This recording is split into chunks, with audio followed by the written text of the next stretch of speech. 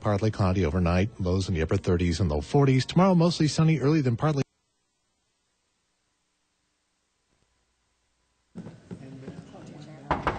Good evening, everybody. Today is Monday, September 19th, and this is a Moscow City Council regular meeting. John? Would you all please rise and join me in the Pledge of Allegiance? I pledge allegiance to the flag of the United States of America and to the republic for which it stands, one nation under God, indivisible, with liberty and justice for all. Thank you, John. The next thing on the agenda will be the consent agenda. I move approval of the consent agenda as presented. Second. Okay, Catherine's on it. Okay, we got a motion by Art and a second by Catherine to approve the consent agenda the way it is. I will start the roll with Walter. Aye. Aye. Aye. All right. Aye. Aye. Okay. We will move on to item number 2, staff recognition report. Gary Reedner, you have the podium, sir. Thank you, Your Honor. I will hand the presentation of this award over to Tyler Palmer, our Deputy Director of Operations of Public Works, who will be honoring Andrew Cavisto tonight. Tyler. All right, yeah. Hello, Tyler. How's it going, Mayor? Appreciate the opportunity to take a minute. This is something that it's a big deal for us in our department. It's an operator certification that we're here to celebrate, as Gary mentioned, for Andrew Cavisto. Andrew has achieved his Class 3 operator's license, and that's something that I think that those who haven't taken this type of license exam often underestimate it. I remember the first time I took a license exam, the first one I took was wastewater, and then I took a water one, and I really drastically underestimated the exam. And I was in college at the time. I thought, how hard can this be? I studied up a little bit, and I learned my lesson when I went in to take the test there. It's a wide-ranging test, vast amounts of knowledge that's required for it.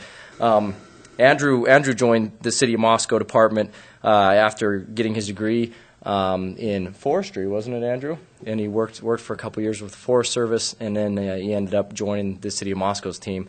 And something I really want to mention that I think sometimes we don't think about is when we make a city and we think about, I like to think about when cities started. And, you went from hunter-gatherers and all of a sudden everyone's like, hey, let's live together, let's do this thing. And, one of the first jobs that would have been handed out was, the first job is clean water. And I think about the people that would be chosen to be in charge of making sure everybody had clean water. I mean, that'd be the crucial job. And I think about that small band and thinking, who wanted to raise their hand when the critical thing was brought up and said, okay, who wants to make sure everybody here has clean drinking water? I don't know how many people would have volunteered. I'd like to think I would, but that's a scary thing, and that would have been for a band of 12 people. And we've got 3 staff members that produce clean water for a town of 25,000. And that's just a massive responsibility, and I think sometimes we forget that. And we forget that we have a few people in our community that raise their hand and say, yes, I accept that responsibility. And Andrew's one of them. And so we really appreciate having somebody like Andrew here. Andrew's a younger guy in our field. We face what many fields have with retirement of boomers. It's hard to get qualified, good, driven young operators, and we are lucky to have Andrew. He's definitely one of those. So, Andrew, if you wouldn't mind coming up. And Mike Dimmick is Andrew's supervisor. He's our water production supervisor. Come on up with him, Mike. Yeah, take. Here, you want to join in?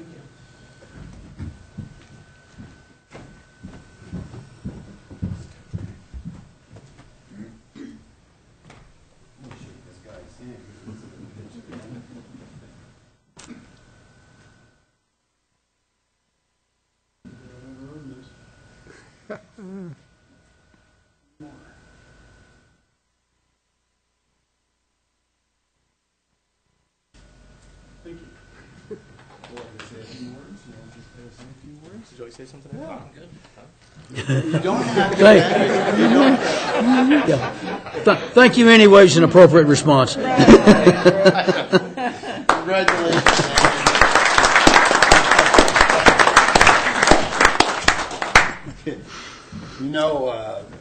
to go on with what Tyler said, it's a big deal for us in the city of Moscow and our employees as they get trained and they do certifications and they work extra hard and they do these trainings and read and do a bunch of things on their own time and really learn and understand not only their job function but the next level up. And that's a big deal.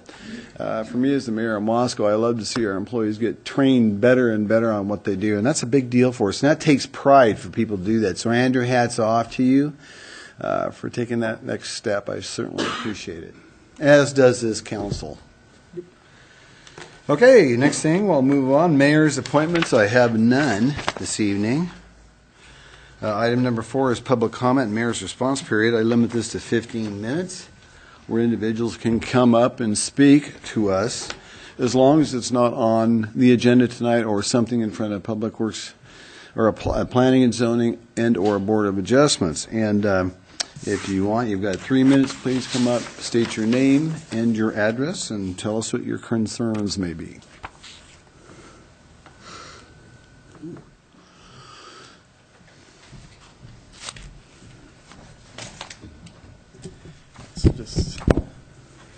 All right, so hello everyone, I'm Jacob Lockhart and I'm a freshman at the University of Idaho, and I'd like to say how excited I am to be here right now. The reason I'm so excited is that I am the Community Relations Coordinator for the Associated Students of the University of Idaho, and it's the first time I get to meet all of you. It's my goal that we continue the relationship we have between the council, the members, and the University of Idaho, and it's my earnest hope that as we go forward, we'll embolden these links, these connections that we have, that will create for a better, more involved, and general all-around better society for both citizens and student alike. So thank you for that. Just like to introduce myself, and it's very good to meet you all. Thank you. Jacob, hang on a second before you take off. One of the things that we do is we meet with ASUI. Okay.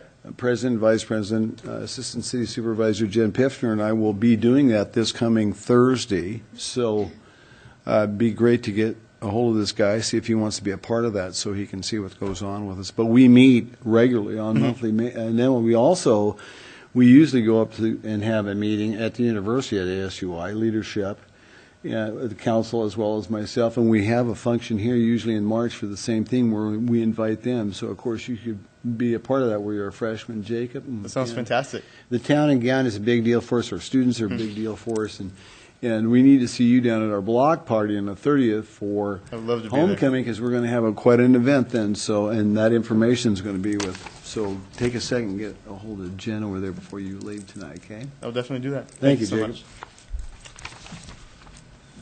Okay. Others would like to come up?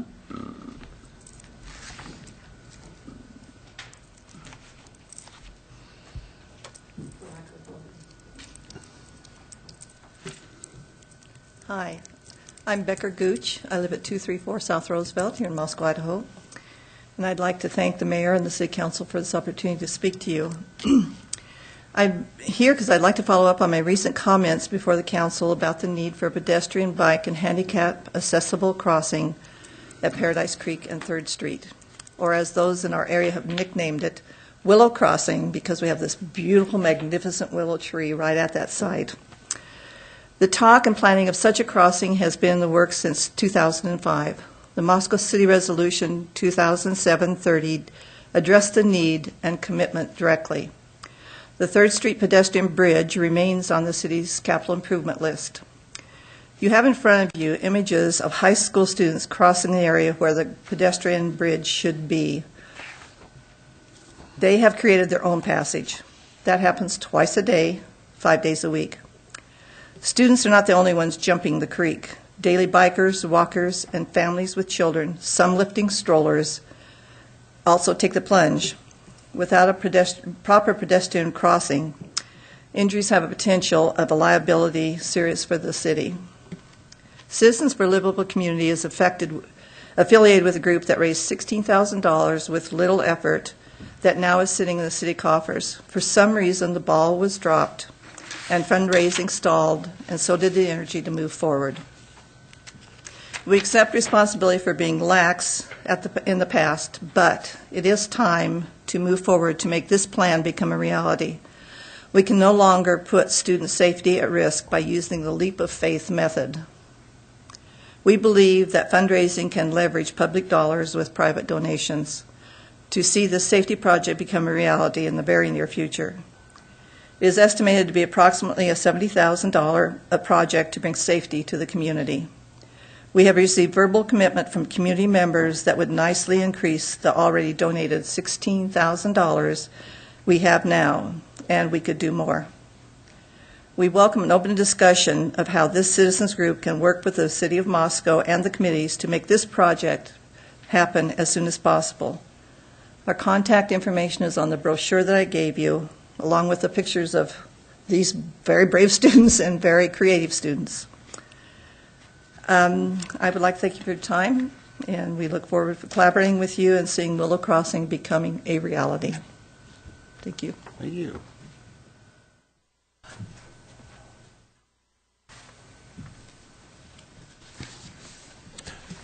Good evening, Nels Reese, 308 South Hayes.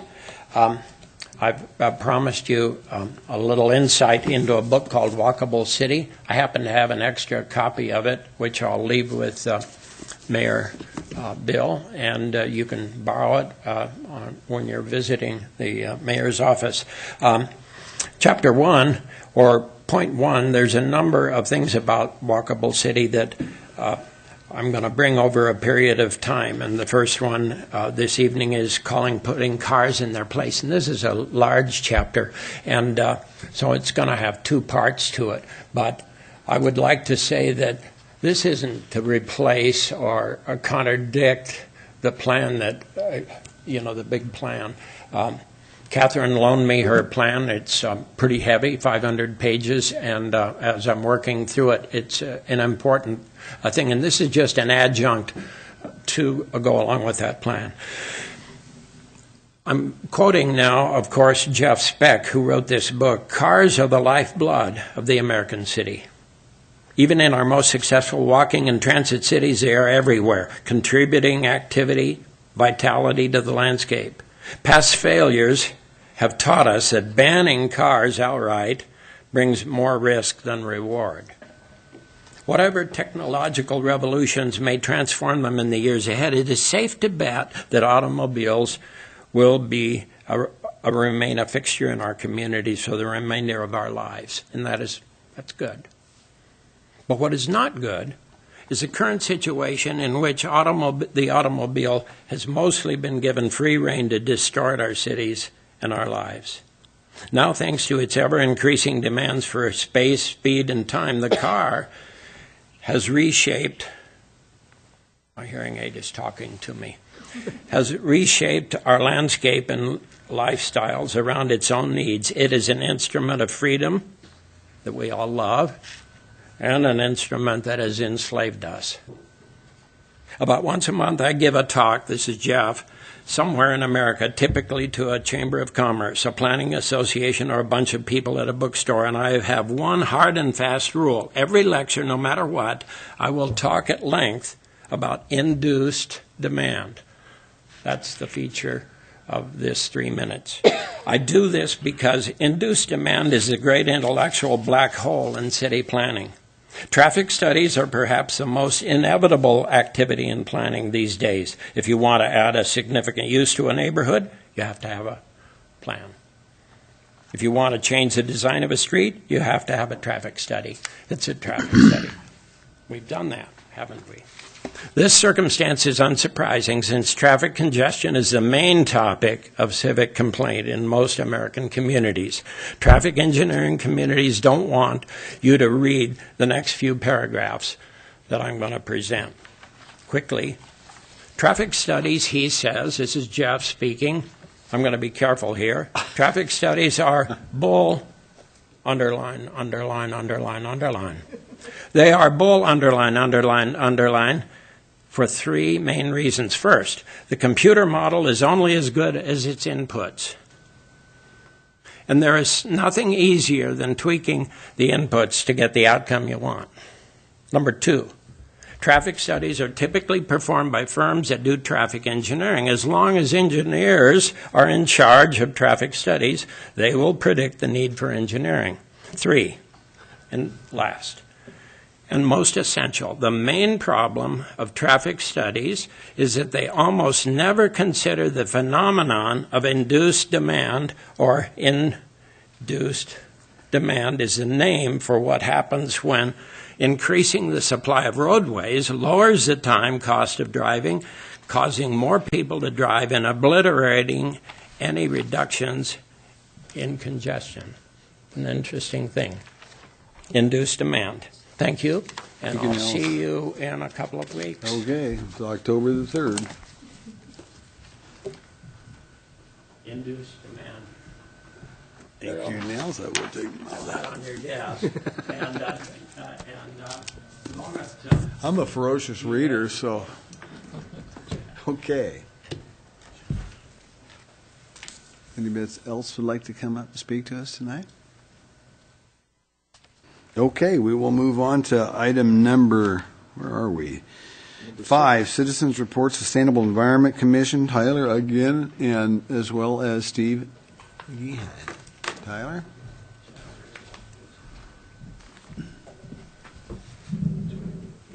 All right.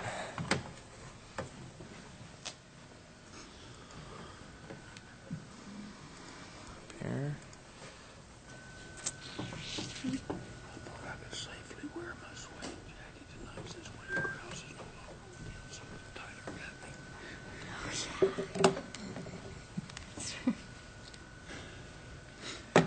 Okay, well, thank you.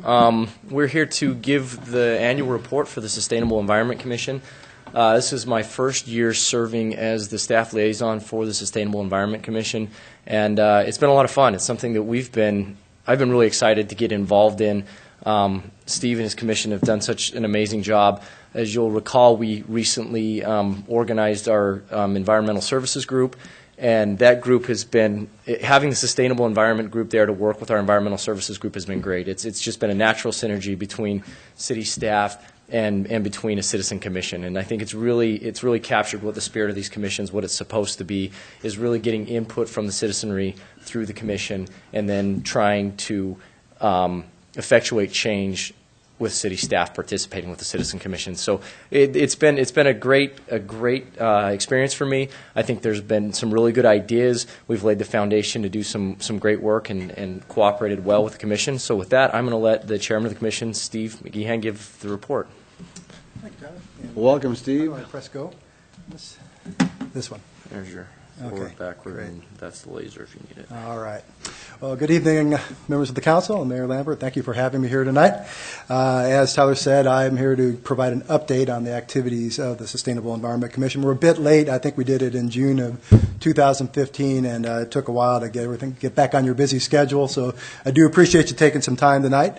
I want to start off with the mission statement. It's a bit wordy, but the mission, as tasked to us by the mayor and council, is to solicit advice and information for sound environmental management practices, promoting the health and safety of the citizens of Moscow. Really, we take our charge in two directions, one from the council and the mayor. When asked to carry out a specific task, we do so. And many times we have questions and concerns that come from the citizens themselves. Of course, it's open meetings at all of our commissions, and so people show up with ideas that we then discuss and research as necessary. So what I want to do is go through just a couple of examples of some of the things we've done. One, we are very strong believers in public outreach, and that takes the form, at least in one respect, of some films that we co-sponsor. The two we did in 2015, 2016. Last Call at the Oasis was an excellent film on the world's water shortage. Living in the West as we do, we certainly are aware of it, and it's a global issue. And so showing this at the Kenworthy and sponsorship with the UI Sustainability Center as well as the co-op film series, it's been a great way to get the word out on that, as well as Plastic Paradise, dealing with the plastic bag issue. And plastic bags was something that came up quite a bit at some of our meetings. So these were two very pertinent, relevant, and timely films shown to the citizens of Moscow. The setting at the Kenworthy is excellent. We usually have a question and answer period. We get a lot of people showing up that wouldn't come to a commission meeting, but they want to come for the specific film. So a great way to get the word out. Hopefully this is going. There we go.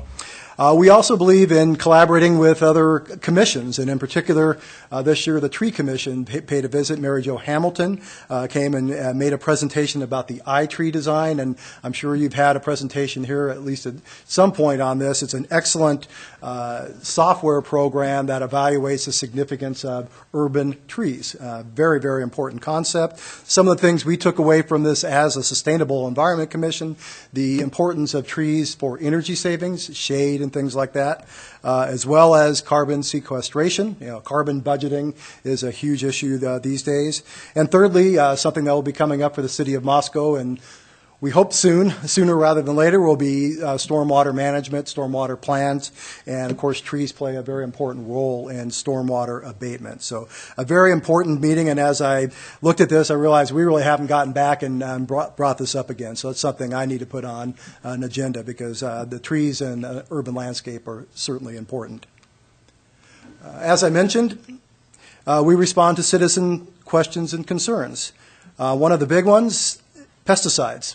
And every year, the Commission reviews the city streets as well as Parks and Rec pesticide plans. This is a list of the pesticides used on city streets. We review them, and when necessary, we try to bring in an expert from the university to discuss the significance. And in years past, there was at least one compound on this list that was found to be unnecessary. It was extremely toxic, extremely resistant to breakdown, and found to be unnecessary. We recommended that it was be taken off the list because there were viable alternatives, and that happened. So it was a good example. It's always important to review these lists and update and revise as necessary when there's a realistic alternative. In addition to reviewing the pesticide lists, we spent a fair amount of time discussing pollinators and the significance of a new class of pesticides, neonicotinoids, or neonics as a lot of people call them because they can't say neonicotinoid. Very, very important. I've been in the news quite a bit for their impact on pollinators, particularly bees, and not much, I guess, is happening as far as changing anything, but I think it's important that these topics stay on our list. I do appreciate that the city streets, as well as Parks and Rec, is transparent and willing to come and make presentations and discuss the use of these things. Turns out that neonics are not being used by city streets. They are being used, at least one compound, by Parks and Rec, but they're being used according to the label, and everything's following the proper pesticide use plan. So at this point, it's just really more of a public education effort.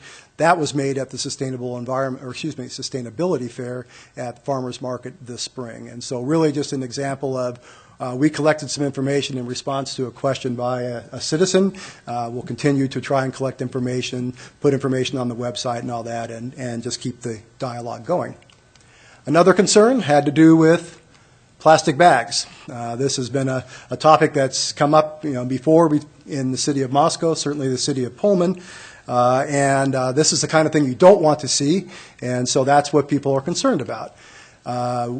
What we did as a commission was reviewed ordinances in other cities. These ranged, of course, from outright bans to incentives to use reusable bags and things like that. This was in early spring of 2016, and you all will remember the no local control came up from Boise, as well as the reminder from the governor that we are indeed creatures of the state. And so at that point, doing anything, sorry, but that was his quote, not mine. It is. But anyway, that really steered the conversation away from suggesting anything other than more public education. We do have a commission member. Danielle Gentry is a graduate student, and she's working on her master's project assessing the public perception and feelings of the use of plastic bags, of course, assimilating some of the information about what other cities are doing. So, again, nothing specific coming yet, but it's an ongoing topic. It's one I'm sure anybody in this room knows. There are strong feelings about plastic bags, and so we'll continue to discuss this and at some point perhaps have a recommendation.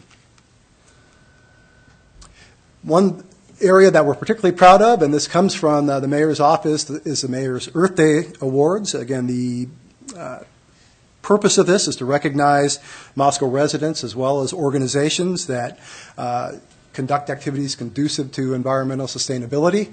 I'm not going to read all these things. If you live in Moscow, of course, you recognize many of the organizations as well as the individuals. It's a a task that we take very seriously and we relish.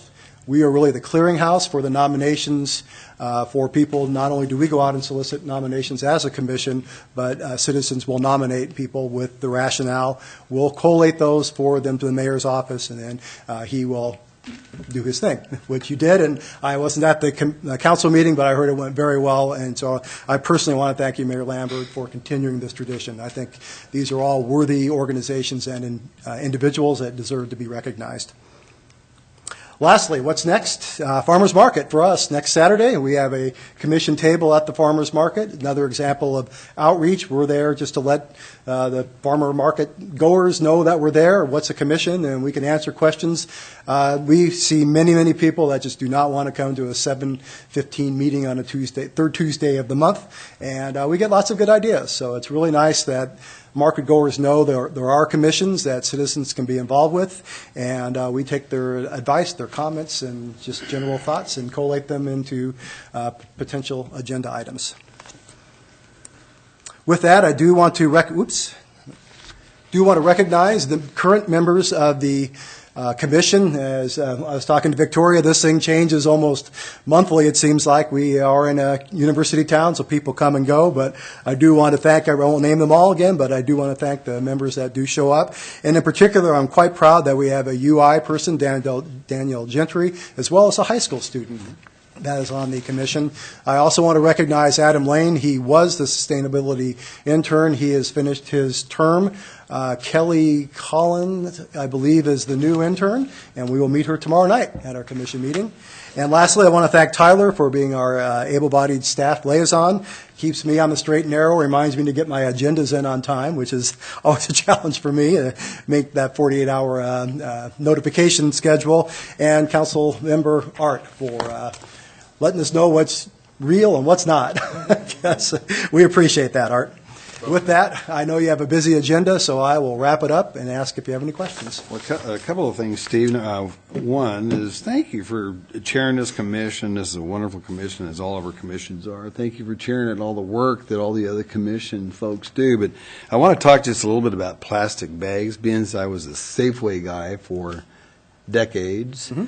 It's absolutely amazing how many people use recyclable bags, the cloth bags and other types of things that they carry food and pack food out of. And it's not only Safeway, there's other grocery stores that do that as well. And there's hundreds of people in our town that do that. And so that's a big deal. It is. So I agree. There's a lot of folks that do that and follow through with that consistently, time after time. So, council have questions for Steve? Thanks for the great report. You're Keep very up welcome. the good work. It's my pleasure. Okay. Tomorrow, 7:15. I'll be there. Art will be there at 7:15. Gary, do you want to turn this thing off? Sure. All right. Then. Okay, we'll move on to item number 6, public hearing. We're going to open the budget for fiscal year 2015-2016. Gary Reedner and Sarah Banks, you have the podium. Hi, Sarah. Thank you, Your Honor. I do want to recognize Assistant Finance Director Sarah Banks in this presentation. What we're here to do today is to ask the council to hold a public hearing to amend the FY 2016 appropriation ordinance, which was passed by this council on August 17th, 2015, which served as the basis for our fiscal year 2016 budget. As you know, it's an appropriation ordinance. What we strive to do is to estimate as accurately as possible the revenues and expenses that we expect the city will receive and which it will expend in any particular year. By state law, the appropriation ordinance should be as accurate as possible. And so if there are unforeseen things that happen during the ensuing budget year, if they are significant enough, meaning if they raise an appropriation level in a certain fund, or they're an expenditure from a fund that had not been anticipated, then we ask the council to reopen the budget to amend the appropriation ordinance. Though that happened in 3 different cases this year, that doesn't mean that every line item in the FY16 budget was exact. We have, for instance, you may have a office supplies line item that you might have $3,000 in that you might only expend $2,500. That does not require reopening the budget. You might expend $3,500, but that extra $500 would not dictate that you reopen the budget if you have underspending in some other line items. So it's very fund limited, I guess, or specific. So in this case, we had three different funds that were affected. The first is the general fund. In the general fund, we're asking that the council hold a public hearing and amend the appropriation ordinance to allow us to expend $25,000 that had not been anticipated when we originally passed the appropriation ordinance. That $25,000 was for smart transit. This was something that was granted last year in the FY 2015 budget in a total appropriation of $145,000. $120,000 was for operational expenses, and $25,000 was for the purchase match for the purpose of a bus that SMART had received an FTA grant. It was one of those things where you're caught between budget years. The bus had been ordered. The grant funds had not yet been accessed, so the match funds were not expended prior to October 1st of 2015. So those funds were carried over. The bus had already been ordered. The grant was already pending, so we needed to carry that money over. However, because the appropriation ordinance did not anticipate it, we're asking the council amend that to increase that by $25,000. The Culture and Recreation Fund, this was one that had to do with the Moscow School District community playfields. We had anticipated that all construction would be completed by September 30th, 2015, which in fact was not, as you know. There were some things that went over to the tune of approximately $80,000. Those funds, again, were included in the FY 2015 budget, but were carried over. In other words, we needed those funds in order to finish out the agreement that we had with Moscow School District. So we're asking that the council adjust that fund by the amount of $80,000. Again, it does not. We're not receiving new funds. We're just allocating funds between budget years. Those funds were always there, but we needed to carry those over. Last, the Information Systems Fund was one that we are requesting that the council open up to receive new funds and expenditures, and that is in the amount of $44,444. You'll recall that this was a FEMA grant that was received in favor of to the benefit of the Moscow Fire Department for the purchase of thermal imaging cameras and other emergency equipment. So we received the grant, and now we're asking the council amend the budget to receive the grant and authorize its expenditure. So with that, I'd answer any questions. I'm sure Sarah would be happy to answer anything as well, and then request that the mayor open up the public hearing, and we ask that you amend the ordinance. The proposed total amount of the appropriation is $149,444. Yes, sir. Correct. Walter? Thank you, Mayor. Gary, this is something I just this moment saw. In the packet, there is an accounting for the changes you just talked about. Yes. And at the top of the listings, it says FY 2015 twice. Should that not be 2016? No, it was the FY 2015 budget that originally held the $25,000 for smart transit. That money was in fact expended for the match in 2016. It wasn't expended by September 30th of 2015, so we had to carry it over into the FY 16 budget. I understand, but the budget that's being amended is the 2016, correct? Yes. So, what part of the memo are you looking at? The top of it, Gary, says 2015 original budgets, and then the final budget for 2015. It doesn't mention 2016 on the paper that Here you go, Gary. Walter's talking about.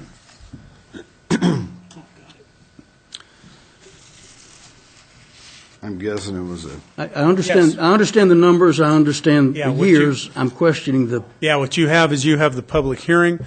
We had made a mistake, and we sent that to the paper. We caught it almost immediately, resent it to the paper. You happened to get the old copy. So in the paper, it did say the 2016 budget. I apologize for that mistake. But it's been corrected, and the ordinance is correct. Other questions for Gary before I open? Okay, I'm going to open the public hearing for anybody that would like to testify with any testimony for, against, neutral, or anything you'd like to talk about to deal with this budget. Seeing nobody rush the podium to speak about this, I will close the public hearing and let council go forward with this. Mr. Mayor, Okay. I would move to approve the ordinance under suspension of the rules requiring 3 complete and separate readings and it be read by title and published by summary. Second. Further discussion before I take a roll. Okay, I've got a motion by Jim and a second by John to approve the amendment of the 2016 budget ordinance under the suspension of the rules requiring 3 complete and separate readings and it be read by title and published by summary. And I'll start the roll with John. Aye. Aye. Aye. Aye. Aye. And aye. Okay, that is done. And that public hearing is closed. We'll move on to the next thing, which will be Rod South. Oh, sorry about that. I got an ordinance to read. Yes, sir. Forgot Sorry about about that. that. I was in the middle of drinking my water. We have ordinance number 2016-12. Is that correct? 2016-12, an ordinance of the City of Moscow, Idaho, a municipal corporation of the State of Idaho, amending ordinance number 2015-13, the appropriation ordinance for the fiscal year beginning October 1, 2015, and ending September 30th, 2016, to appropriate monies in the sum of $64,048,978, providing for this ordinance to be in full force and effect from and after its passage, approval, and publication according to law. With that, we will move on to item number 6, which is the Southeast Sewer District, Moscow Sewer District contract. Rod Hall will present. Rod? Good evening, Mayor and Council. This has been a long time coming, it seems like, on the contract we've been working on with the Southeast Moscow Sewer District. Currently, the city and the district are operating under a 1991 services agreement that allows the district to collect the waste within their system and then transfer it into our system where it is processed and treated at our treatment facilities. During that time period, since we've been negotiating this, we've had to extend the contract a few times because it had expired, I think, back in 2013. During the times we were negotiating back in October of 2015, we had a workshop with the district to kind of present a new contract. And during that discussion, the district communicated that they had some needs that they would like to have addressed within the contract. Staff was given direction to go back and rework the contract to address some of those needs.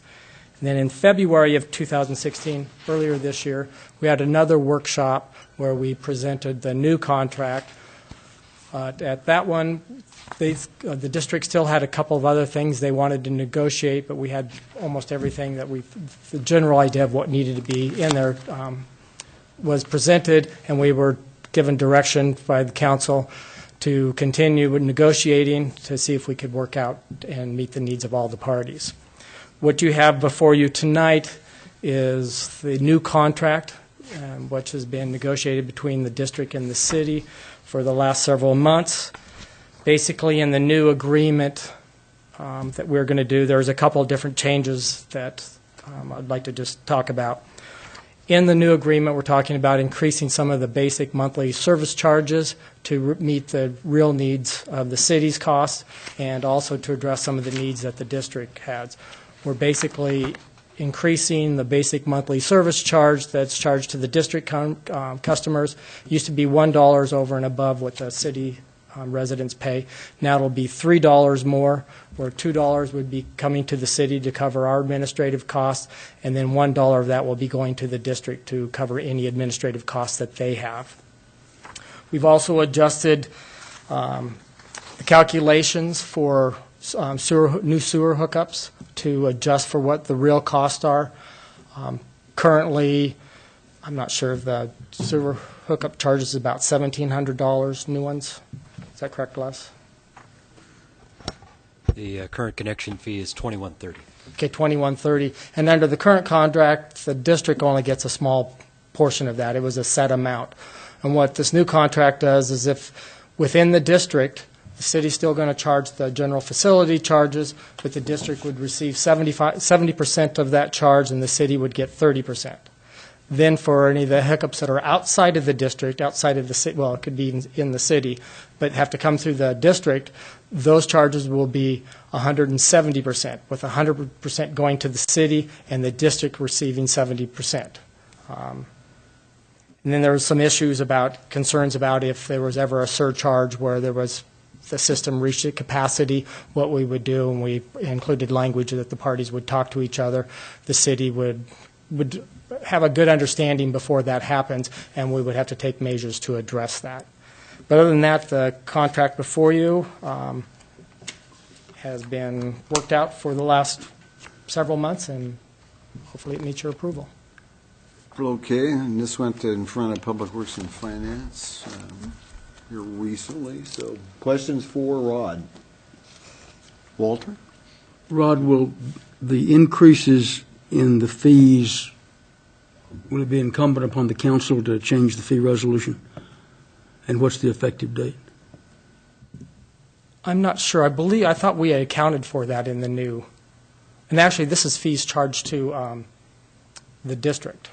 No, these are fees charged to the Ridgeview 2 lots. Oh, and to the Ridgeview 1 lots. I'm not sure if I have that answer. Gary? We will check that. I thought that we'd anticipated that in the fee resolution, but I will check that. If I may. Sure, go ahead. Am I correct that the fee resolution would need to speak to it? It would for city residents if it's not billed directly to the district. If there are fees charged by the city, then yes, they would. The reason the district's fees wouldn't is because it's subject to a contract. So pass-through dollars wouldn't have to be changed in our fee resolution? Pass-through dollars would, because they'd be charged, they aren't charged to the district. Unless I'm misunderstanding your question. Les has a look like he understands what I'm trying to ask and might have an answer. You're wondering about the connection fees, for instance, would they need to be modified within the fee schedule? The connection fees for city customers and for district customers would not need to be modified. They are as they currently stand within the fee schedule. For pass-through flows, though, we would need to address that. That is not specifically called out in the fee schedule at this time for that 170% fee that Rod mentioned. The monthly fees, the only thing that is different there is the $3 per month surcharge that Rod also mentioned. That has been included in the fee schedule in this latest go-round. So as far as I know, the only thing that would need to be adjusted after this contract is approved, if it is, would be the 170% factor for pass-through flow connections. And if I may, Mr. Mayor, just to finish it, the higher connection fee less is effective October 1 of 16. So this contract would be effective no earlier than October 1, 16. Well, the fee schedule that was adopted by the council is effective October 1 of 16 for the 17th which has the 2130 in it. That has the 2130 actually is the current rate as well. For okay. the 16 fiscal year, not the 17 fiscal year. Thank you. Jim? No, I'm good. Other questions for Rod? Okay. I move we approve the agreement for sewage collection, conveyance, and disposal services with the Southeast Moscow Water and Sewer District. Second. Okay. I got a motion by Catherine and a second by Gina to approve the agreement for the sewage collection, conveyance, and disposal services with Southeast Moscow Water Sewer District. I'll start the roll with Walter. Aye. Aye. Aye. Aye. Aye. Aye. Okay, it's good till 2016. Kept up with that one. Okay, we are going to move on to, there's a few things here. The Peekaboo Estates final plat, item 8, 9, 10, and 11. I will be recusing myself because of the financial interest that I've had in this property, and I'll turn the meeting over to Art, and I'll return on item number 12. Hi, Bill. So Art, you got it. Okay, next up is Mike Ray with the Peekaboo Estates final plat. Thank you, Your Honor, members of the council. So before you tonight, we have the final plat for the Peekaboo Estates addition to the city of Moscow. If you recall, highlighted in red in the center of your screen is the property. It's 9.3 acres. To familiarize yourself, you've got Orchard Avenue here running north-south on the west side, Highland Drive area here to the west.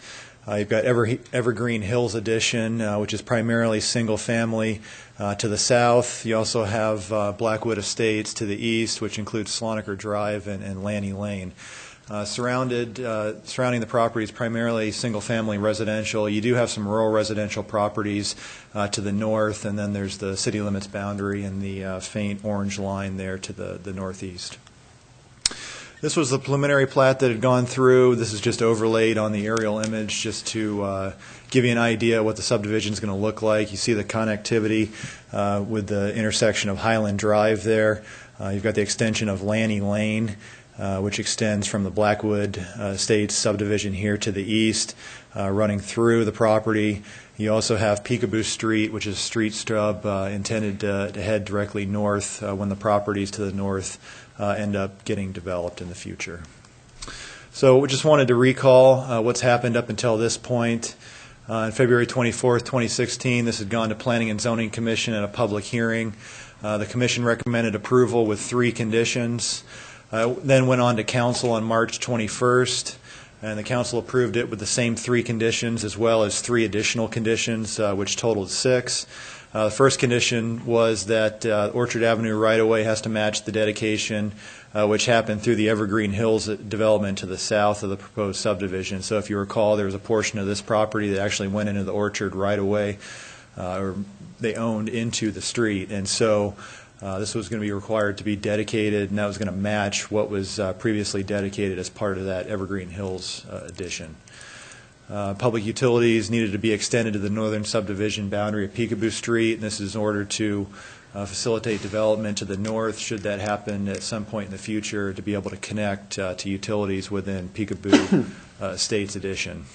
The developer needed to verify that the Peekaboo Street location was viable for a future extension. So if you recall, there's a series of freshwater ponds. Public Works Department just wanted to verify that the street was going to be able to veer around those to the northeast, and that has been verified. And then the fourth condition was the developer entered into a purchase agreement for the city to acquire Tract A. This was the water booster station parcel at the intersection of Orchard and Lanny, or to increase the lot area to meet the minimum lot area requirements of the R1 zone. And so on your agenda tonight would be the purchase of that parcel. And then Lanny Lane be constructed, the alternative design developed by staff, and includes a 10-foot wide path on the south side of the public right-of-way of Lanny. So if you recall, Lanny Lane's currently designated as a collector, recognizing that it probably won't see collector volumes of traffic anytime soon. Staff had worked with the applicant in order to come up with an alternative street design for Lanny, and that included a 10-foot wide path on the south side of the street and allowed them to retain parking on-street parking on both sides of the street, and until at some point in the future where one side of the street could be stripped of parking and a bike lane be installed. And then the 10-foot sidewalk be continued on the west side of Peekaboo Street heading to the north. If you recall, in our Pathways Master Plan, there was a portion of Paradise Path that was proposed to be extended to the north, and this is just to accommodate the future extension of the path as we head north. This was the final plat that was submitted. So you can see the Lanny Lane that goes through the property, Orchard Avenue, Peekaboo Street heading due north here. And you can see Tract A, which is intended to be the booster station parcel. Tract B is the parkland dedication, as well as the stormwater detention pond, which happens to be on the east side of the parkland.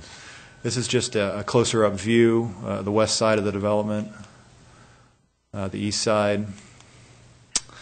And then there was some discussion, Planning and Zoning Commission, City Council level, about the confusion between Landy Lane and Lanny Lane. You have the Landy Lane extension in the Highland Drive area here, and we have Lanny, which is proposed to extend through the subdivision.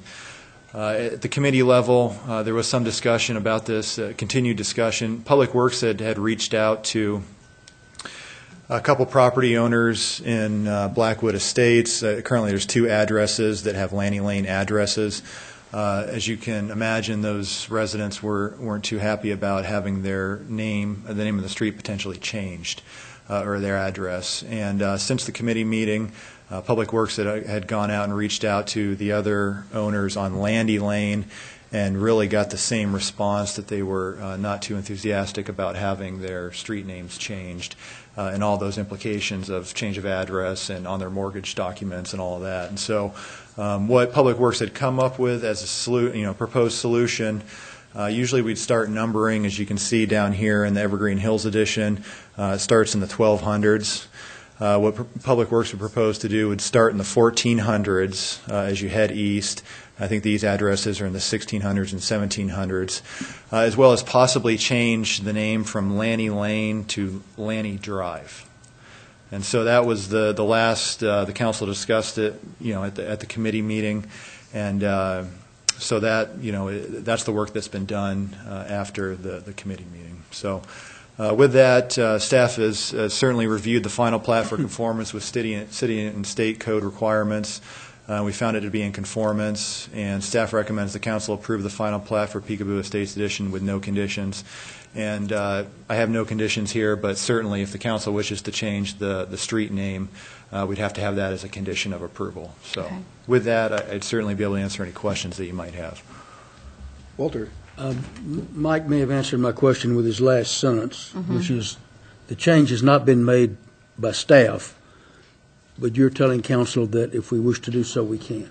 Yeah, the change is currently not made on the final plat. It's my understanding the developer is fine with that change, but yeah, it certainly could be a condition of approval on the final plat that we make that change. Thank you. I have one more. I'm not sure this is the place to ask it, but did we reach a resolution on Tract A development versus the Phase 1, Phase 2 of the development? Because Tract A falls under Phase 2 of the development, and did we conclude that that was not an impediment to the installation of the booster station? I can answer that. We modified the language in the contract to say excluding any work that the city may do on a city facility. But that's in the development agreement. That's not in this one. Okay.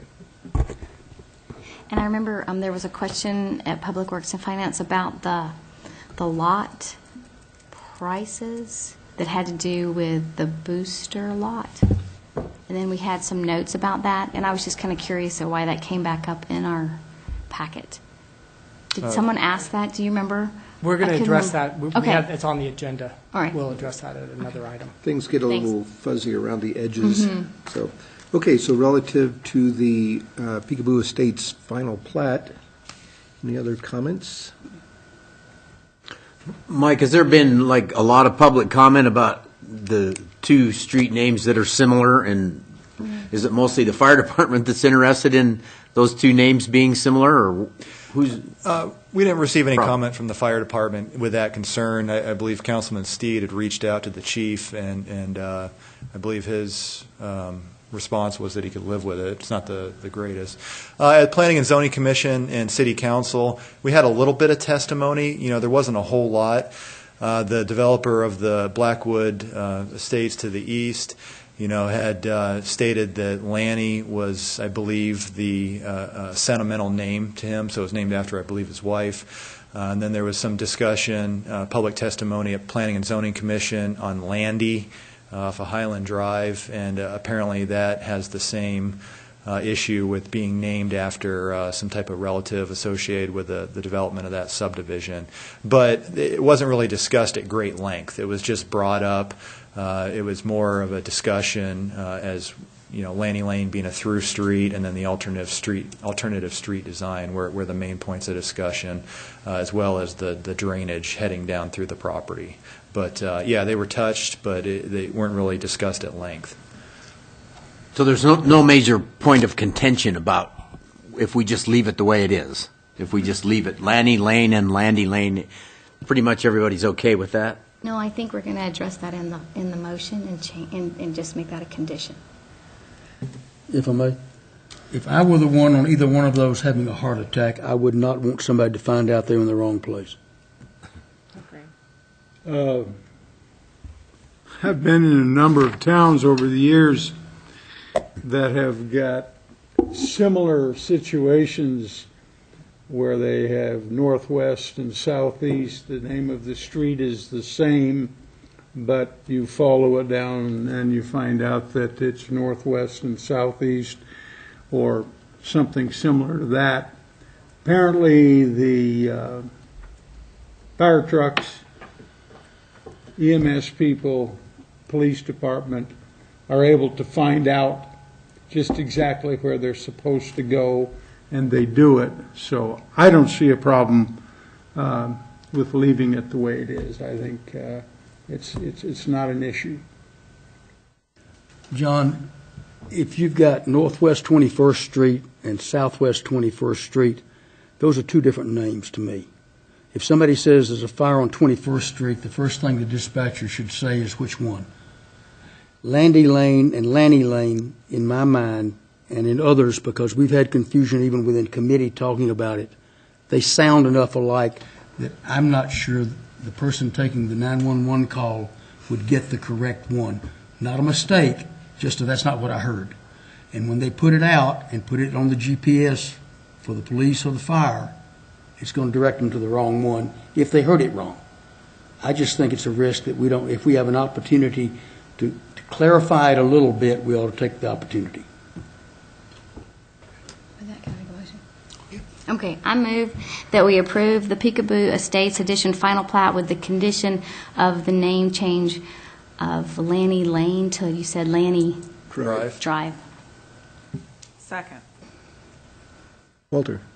Would that also include the addressing number changes that y'all have talked about, or does that need to be in the motion? That would include those. Okay. Any more discussion? What are we talking about? Does anything with this name change cause anybody to have to change their address? Well, certainly the two that are currently on Lanny Lane currently would eventually have to change their address to Lanny Drive instead of Lanny Lane. So there would be two properties affected.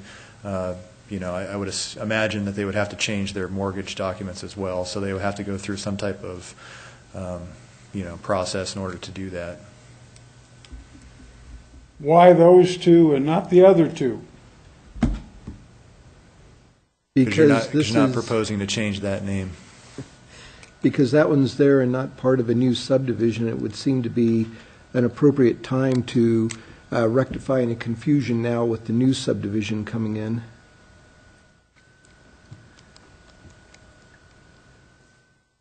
Is there something, if we do change this, is there some way we're compensating the people that are inconvenienced by this?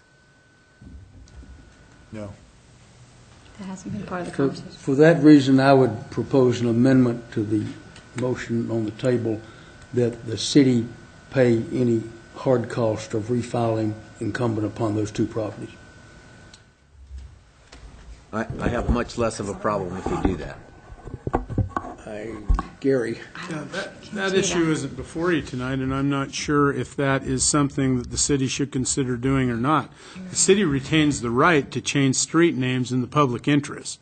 The city makes a lot of regulations that they direct citizens to do that they do not directly compensate them for. I'd say you're on very tentative ground here, and I would not want you to take that step lightly without us conducting some research. Yeah, I agree. I've not heard of that ever being done before. There's an amended motion on the table, but with no second to this point, Mr. Chair. I don't hear any seconds, so the amendment perishes. So we have a motion and we have a second for approval of the final plat with the condition that Lanny Lane be changed to Lanny Drive and retain the renumbering as proposed by city staff, along with the other conditions as iterated previously. John? Well, I'm in favor of Peekaboo Estates.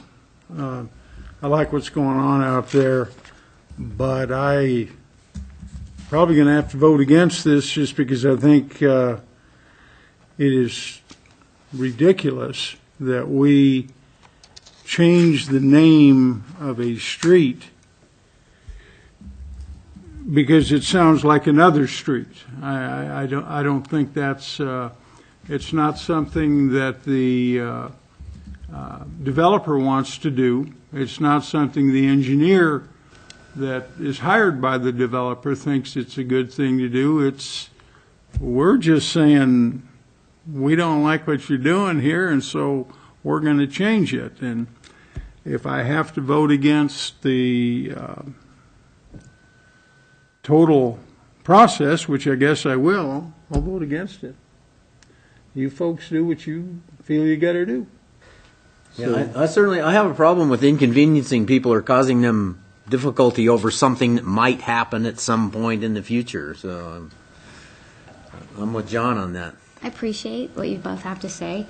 This went to committee and to planning and zoning several times. There were a lot of conversations about this, so it was not taken lightly at all. Everything that you've said was considered, but it really had to do with what Walter's saying, which is about safety. That's really the crux of what the whole issue is about.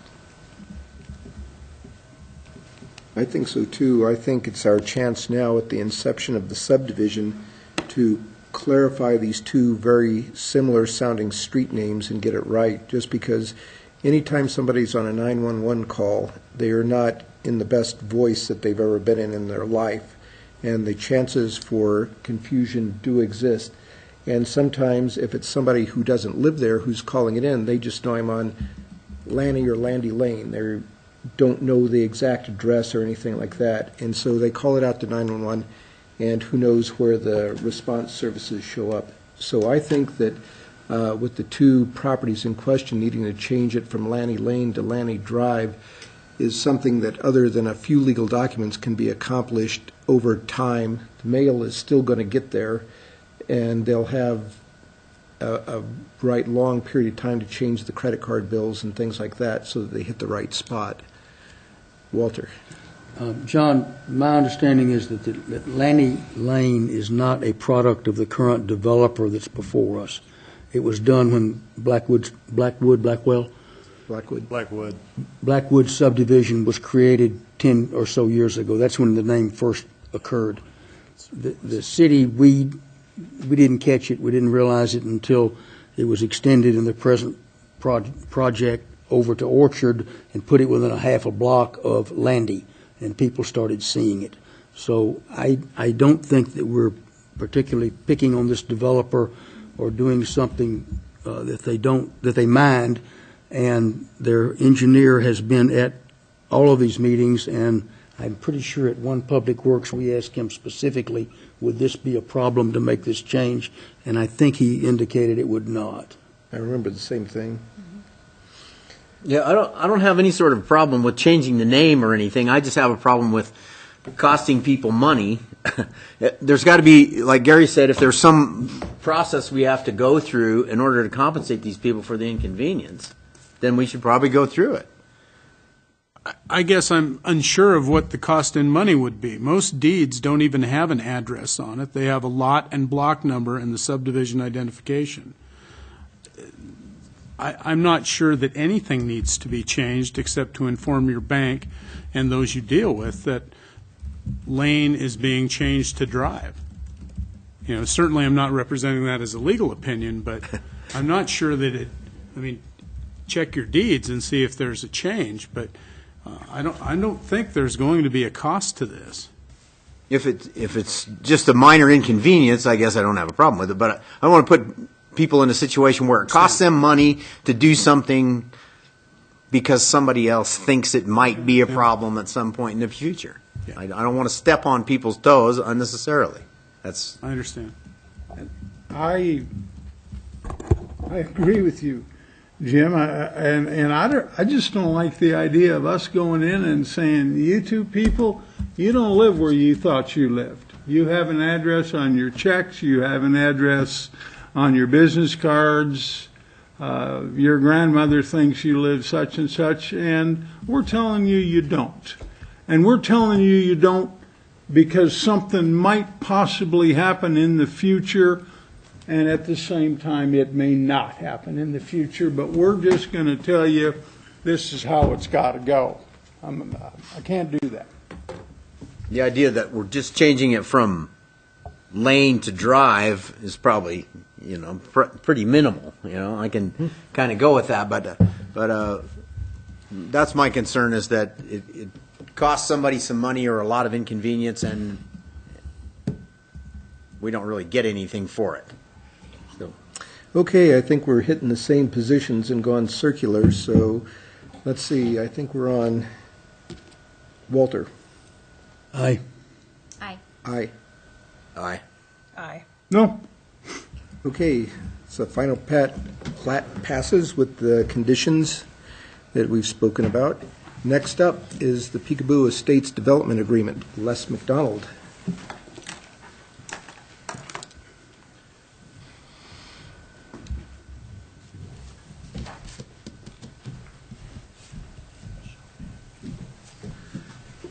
Good evening.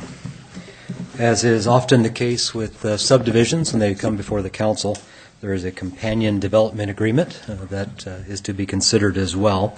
These agreements generally are put in place if a developer would like to finalize the plat and potentially start selling lots prior to the completion of public improvements. So the development agreements have provisions that allow that, usually with the placement of security in some form, and that is the case here. The development agreement also, though, addresses other items that often go along with the plat. For instance, the warranty periods on the construction of those public improvements, to make sure that a warranty is in place and that the developer is agreeing to the terms of that warranty. A parkland dedication is occurring, and as you just saw within the final plat, Tract B includes parkland dedication area, so that is addressed within the agreement. Street trees, the developer has the opportunity to choose how they want to do street trees. Trees are required through the city codes, so they can either install those trees while they're constructing the public improvements. They would then need to maintain them throughout the warranty period, replace any that perhaps don't make it at the end of that warranty period, and there you go. A lot of developers don't like to pursue that option. Part of it is they don't want to have to maintain them during that period and then perhaps plant more. But also, a lot of times they don't know what is going to be on the property specifically for each lot that's developed. So if some homeowner buys a parcel, they want a certain house plan, the driveway is going to be a certain location, guess what? The street tree is suddenly in the way. And so then you kind of defeat the purpose. So what most developers do is follow the clause that is within the agreement here that allows for the developer to pay into the street tree fund, and then subsequent to the development, if a homeowner wants to have trees installed along their frontage, they come to the city then pays out a certain amount of money for those trees. They plant them where it fits with their particular lot development, and then they take care of them. Other items within this agreement are phasing. This particular project does have a phasing plan. It does include 2 phases. The easterly, roughly 2/3 of the site would be phase 1. The westerly 1/3 would be phase 2. Part of the reasoning for that is whether or not the developer will be able to complete all of the improvements yet this year, considering the season. That seems unlikely. And so the phasing would allow completion perhaps of phase 1, and then they could, if they choose, proceed with selling lots on those and ultimately start building homes on that first phase, phase 1, trying to say both. And then, in essence, delay the phase 2 improvements, which includes the frontage of Orchard, until perhaps next summer. So that phasing is addressed within the plan. There's some requirements on as-built drawings and other items that we typically see in such agreements. So within your packet tonight, there are actually 2 copies of this. It's the second one. So starting on page 84 of the packet is the version that you would be considering this evening. Also attached to the agreement is, as Exhibit A, a copy of that phasing plan that I referenced a moment ago. And with that, I would attempt to answer any questions you may have. Overwhelming number of questions. He did a lot of public works and finance, so. Yep. Anybody choose to make a motion in that case? I move that we accept the approval of the final plat, recommend approval of, let me make sure I'm on the right one, hold on. Approved purchase. Nope. Sorry, one more time. Number 9. I move that we, this one. Yep. Approve the final plat and recommend approval of the development agreement with Mark and Robin Pica for the Peekaboo Estates subdivision. If I may? Yeah. Unfortunately, there's a clarification here that was not made in the packet. If you just drop out the condition upon approval of the final plat, just start with approval of the development agreement. Okay, so I'll withdraw that motion. And now I move to recommend approval of the development agreement with Mark and Robin Pica for Peekaboo Estates subdivision. Second. Okay, we've got a motion second. Any discussion? Okay, hearing none. John? Aye. Aye. Aye. Aye. Aye. Aye. Okay. And that one passes. And we move on to number 10, which is Peekaboo Tract A Purchase Agreement. Rod Hall.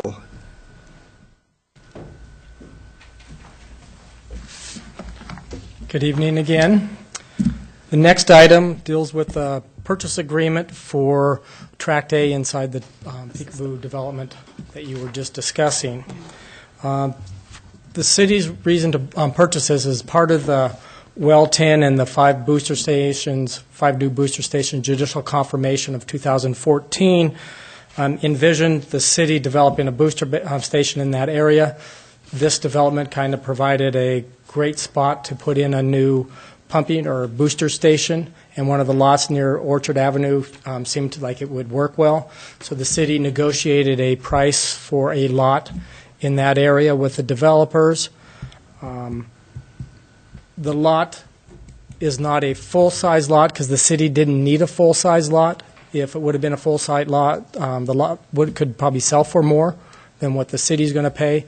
I think the fair market value of the lot as not being developable was $24,000, but the city negotiated with the developers to get to a more accurate fair price for the property in that area, because if they would just enlarge that lot that we want to buy, they'd be able to sell it for substantially more.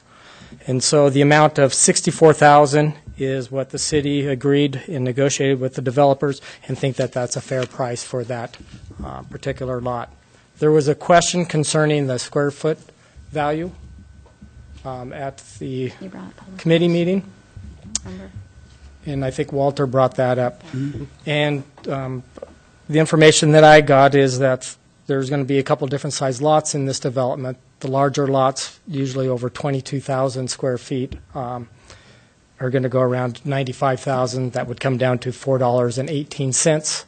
The smaller lots would be a little over $11,000. go around $75,000. That would come down to $6.67. And then for this particular lot that we negotiated is $8,500. And for a price of $64,000, that comes down to $7.50 a square foot. Rod, I'm going to try to get you to go back in what you just said about two-thirds of the way. There was a $24,000 number you mentioned. I think when we first negotiated, I didn't get the context. That was the fair market value for the lot that we wanted that would not be buildable. So if they were trying to sell it and it wouldn't be buildable because it would be too small. Is that the same lot as the one we're buying? Yes. So help me here. If it's $24,000 fair market, why are we paying $64,000? Because it's their property. They could have moved the lot line over 20 feet and got a full-size lot, and we could be paying $75,000. But we didn't really need. Let me interrupt you. Are they not backed up against a piece of property that's owned by someone else and not part of their development? Mm-hmm. I think that property does border that, yes. The south boundary of this parcel does abut a neighboring property. So how would they have enlarged the lot under discussion? Move it They east. can't go to the west, that's Orchard Avenue. They can't go south, that's somebody else's land. They could have only gone east, and that creates a very peculiar shaped lot that I'm not sure would be worth $24,000. Yeah, it could be done. That was one of the things we looked at in assessing the value of the property, was an adjustment of that property line to the east would make it a large enough lot to be buildable, which then makes it a marketable lot at anywhere, depending on what pricing you're looking at and discussions with the developer, anywhere from $75,000 to $95,000, depending on what range you want to consider. So is it an odd-shaped lot? Certainly, to a certain extent, although it's fairly deep north to south, and it does create a little bit of a hook to the southeast, if you will. But certainly it is. But there was potential for the developer, but for the city's project, to make a buildable lot there that potentially has a higher market value than as appraised. Sure. I want to buy the lot. I want to put a booster station on it. I'm on board with that. The market value of $24,000 is a surprise to me. I don't think we've heard that before. I mean, if you extend, and I've got the advantage, I guess, of the, you've got it in your minds, I've got it in front of me in a picture. If you extend the east property line of this to the east, you're going to create a reverse L-shaped lot that with setbacks, I'm not sure how you put a house on it, much less consider it a $75,000 lot. I understand the theoretical, if it's too small, you make it bigger, therefore it's a more buildable, sellable lot. But the configuration of this one, I don't think meets that criteria. Mike, could you comment on setbacks and... Mike, can you put that lot up on the screen, please?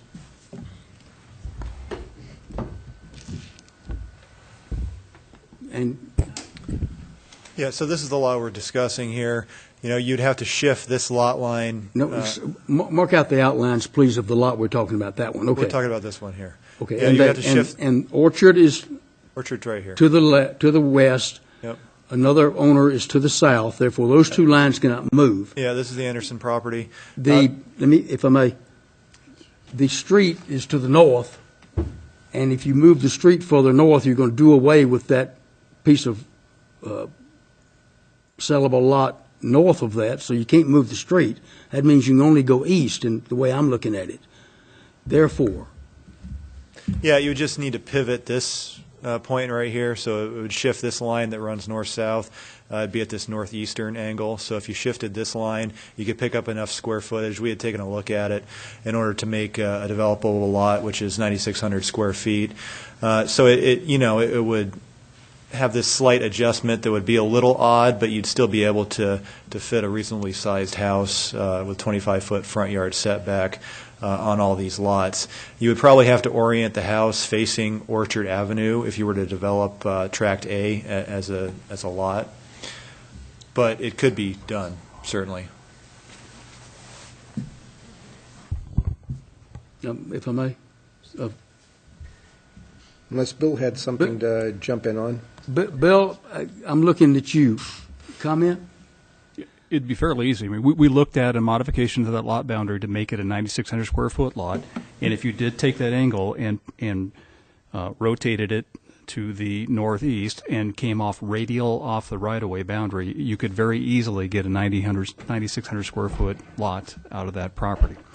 The adjacent lot would be very much like any other lot that has a curvilinear frontage, either on a cul-de-sac or on a curve of a road, where they all tend to have a bit of a pie shape where they have a narrower frontage and then they flare out as they get back to the building footprint. And it's a very large lot adjacent to the east that certainly could accommodate a home even with that small minor adjustment to the frontage. And so there's no reason why that could not be modified to be a buildable lot. And even if you were to orient the home to Landing Lane, you would have to go with a fairly shallow depth of a footprint, but you have quite a good east-west length. So you're probably in that 28 to 32 feet of building depth that you could accommodate with the front and rear yard setbacks on that lot. But it certainly is buildable. It's not, that's 8,500 square feet, and we have a large number of lots in other subdivisions. Now, the majority of the lots here are larger, but if you look at Indian Hill 6, Southgate 3rd, any of those, we have a number of lots that are 7,000 square feet or less that are certainly buildable underneath the code and underneath the current setback. So it could be accommodated. I think if you were to look at the appraisal that achieved the $24,000 value, that was a land assemblage appraisal. It looked at the adjacent per square foot valuation of that property adjacent to the south and took its land value on a per square foot basis and essentially applied that to that parcel. And that is a dramatically different valuation than a buildable property that's eligible for a building permit. And so those are two drastically different valuation methods. I think if the appraiser had been asked to evaluate the value of that lot, with that lot line adjustment, you would achieve at a value very, very similar to what's being proposed this evening. I think my problem, therefore, is the $24,000 number, because your explanation of making it a buildable lot makes a lot of sense. It's the 24,000 number that I just don't want to be in the paper tomorrow saying the city bought a $24,000 lot for a bargain price of $64,000 last night. And that appraisal was conducted with the assumption that it was not a buildable lot and that did not look at the possibility of adjusting that boundary to get it to a buildable parcel.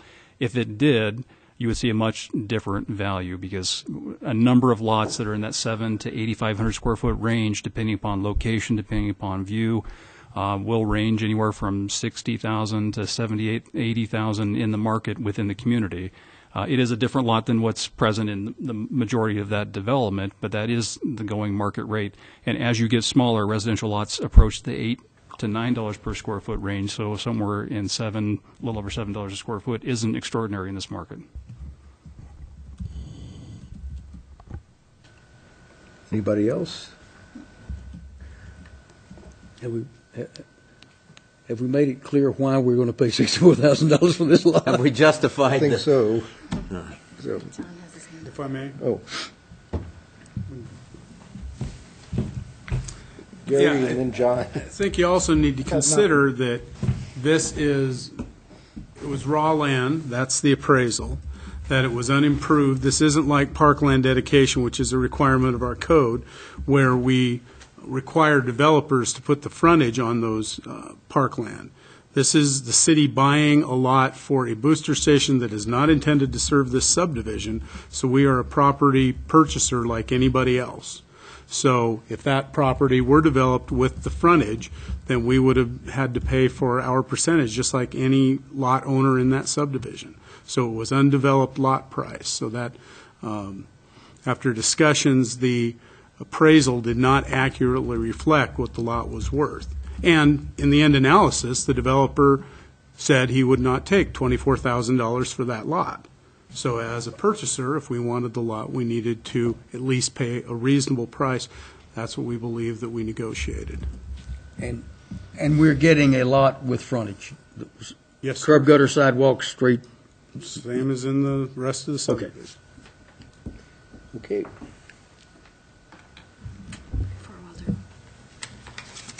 I'm going to make my first motion. Excellent. I would like to move to approve the purchase of Tract A in Peekaboo Estates subdivision for the purpose of building a booster station. Second. I'll second that. You got beat. Catherine was go quick ahead. on the gun. Okay. Walter, starting with you. Aye. Aye. Aye. Aye. And that one carries 2.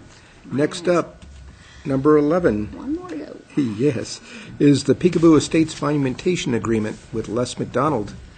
We are becoming very familiar with Peekaboo Estates very rapidly. Tonight's theme, apparently. So, the item before you is the monumentation agreement. The state statutes require that all newly subdivided land have monuments placed upon the property corners.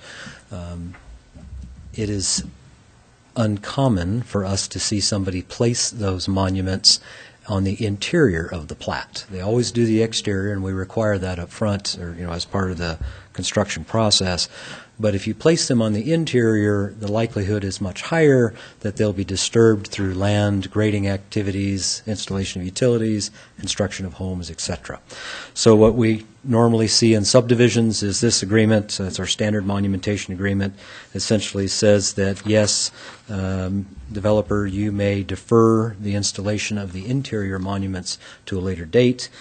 We do require security for that to ensure that that does indeed happen, and if for some reason the developer does not do that within a timely time frame, then the security is used for the installation of those monuments. That's about it. Questions? Comments? Motions? I would move to approve the monumentation agreement for Peekaboo Estates subdivision. I second it. And John? Aye. Aye. Aye. Aye. And aye. And that one carries. Yay. And now we're finished and absent our mayor, who has recused himself right out into the hallway, apparently. Please carry on. So, okay, so we're going to move on anyway with the request to allow beer gardens within the public right-of-way in limited motor business zones. Rod? Thank you. The next proposal before you is an amendment to Moscow City Code 10-1-12 that talks about open containers. In Moscow, open containers are prohibited in the public streets or public right-of-ways unless pursuant to a city council ordinance in certain areas within the city of Moscow. Right now, that would only be currently allowed in the the central business district, city parks, or pursuant to a valid sidewalk cafe license. The proposed amendment is to allow or expand the area within Moscow where open containers could be allowed pursuant to a city council resolution to include the motor business district area. And the motor business district area, some of those roads carry a lot more traffic, some of them are a lot more busy, and so what we did is we limited to some of the roads that don't carry quite as many traffic or have less average daily trips, and that would include, what we included would be streets that are designated as those local streets on the current 2010 City of Moscow functional classification map. Questions for Rod?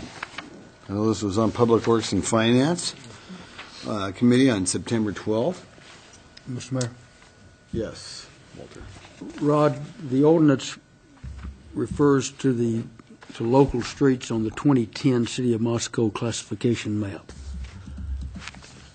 Did I understand you to say that you anticipate that an upcoming new classification map may change the street that this ordinance is addressing to something other than a local street? It's my understanding that could be a possibility on the next map when we get it back from the State Transportation Department. So are we on firm ground to write an ordinance to a specific former classification map?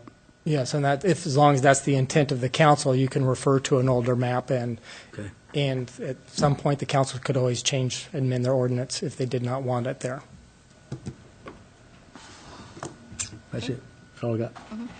It's a good question. Other questions for Rod? Thank you for asking. Well, I would make a motion to adopt the ordinance amending Moscow City Code Title 10, Chapter 1, allowing beer gardens in the limited areas within motor business zoning districts under suspension of the rules, requiring 3 complete and separate readings, and that it be read by title and published by summary. Second. Catherine beat you, Gina. That's okay. Okay, we got a motion by Art and a second by Catherine to adopt the ordinance amending Moscow City Code Title 10, Chapter 1, allowing beer gardens in limited areas within the motor business zoning district under the suspension of the rules, requiring 3 complete and separate readings, and that it be read by title and published by summary. I'll start the roll with John. Aye. Aye. Aye. Aye. Aye. And I. Okay. We will move on to the next. You need to read the ordinance? Oh, yeah. God, I know you hanker to read those Well, things. give you a little break and you just, Well, yeah, I kind of dozed off back there, Walter, listening to you talk about lot price. Okay, ordinance number 2016-13. An ordinance of the City of Moscow, Idaho, a municipal corporation of the State of Idaho, providing for the amendment of Moscow City Code, Title 10, Chapter 1, to include certain areas within motor businesses, zoning districts, for events where open containers of alcohol may be allowed per council resolution, providing that the provisions of this ordinance be deemed severable, and providing for this ordinance to be in full force and effect from the date of its passage, approval, and publication according to law. So now I will move on Okay. to item number 13 on our agenda, which is a request for a beer and wine garden. And Rod, this is a resolution. Rod, you have the podium again, sir. And related to the prior agenda item, Rants and Raves, which is a new brewery here in town, requested that they could ask if they could do a street function, like a beer garden in the street, but they were in a motor business zone, so they asked if there was any possibility that the city could amend it and see to it that, they could expand the areas within the town that could have the same functions that we do downtown.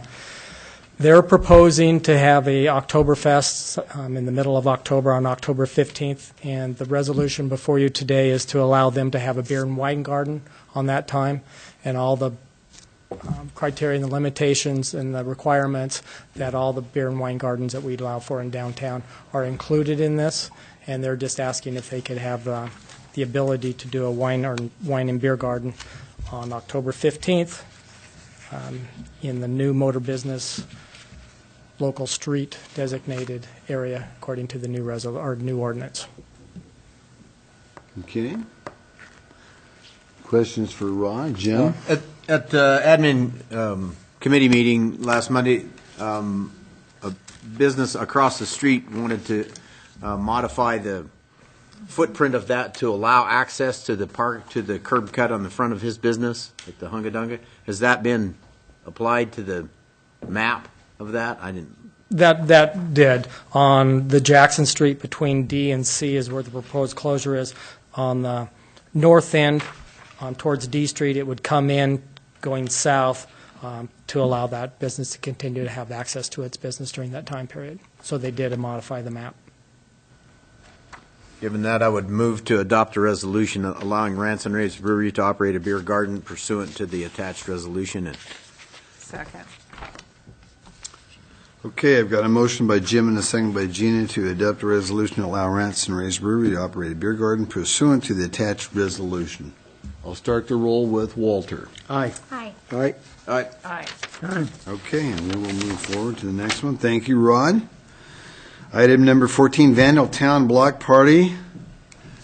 Jen Piffner, Assistant City Supervisor, and this is one of the more exciting things I'm looking forward to, our block party, Jen. Good evening, Mayor and Council.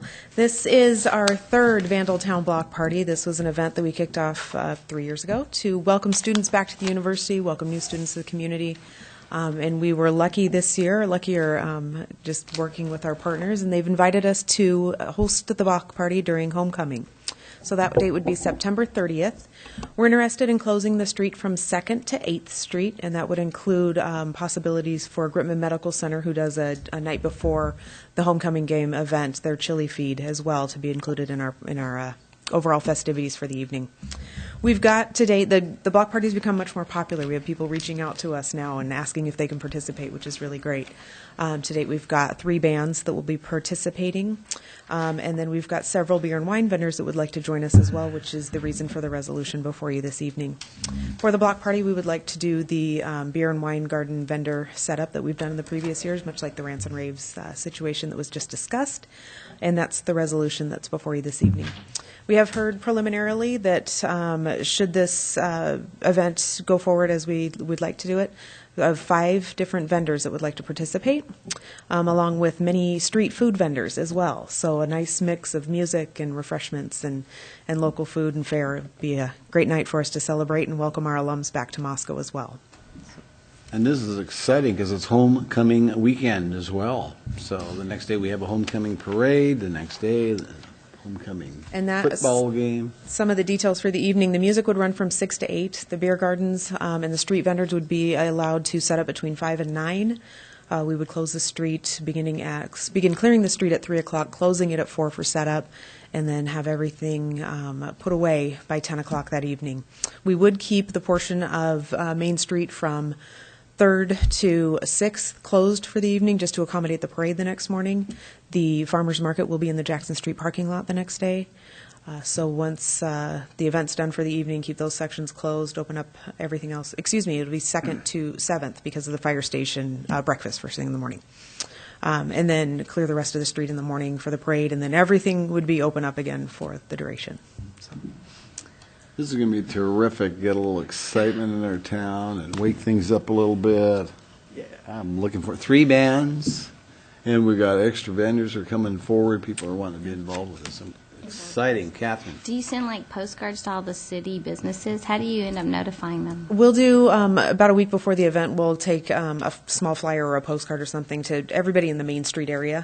That's one of the things we found in past events, that folks won't know that the street closure's coming. No matter, we put it out as many ways as we can, but we just need a little one-on-one. Though we'll be taking that on this year to make sure folks know what's going on. Oh, great. Yeah. Walter? 2 things, Jen. Remind me, for each of the beer gardens that will occur during this event, do those have to come before the council, or are they part of the overall approval? No, the overall approval would allow staff to work through the conditions in the resolution to set those vendors up for the event. Okay, and secondly, the rent barrier would be applicable at all of these beer gardens? It would be, if we have enough. We will work on alternatives if we don't have enough, so we have kept that in mind. Go down to Rants and Raves and get those back. Yeah. Okay, more questions? Well, I would move approval of the resolution as presented. Second. Okay, Art made a motion to approve this resolution, and Gina made a second on it, and I will start to roll with Walter. Aye. Aye. Aye. Aye. Aye. Sorry. Okay, we're set for a block party. Thank you you. very much. And good work on that, Jen. You and the Army did a good job. The team worked together hard. It's great. Thanks for the great work.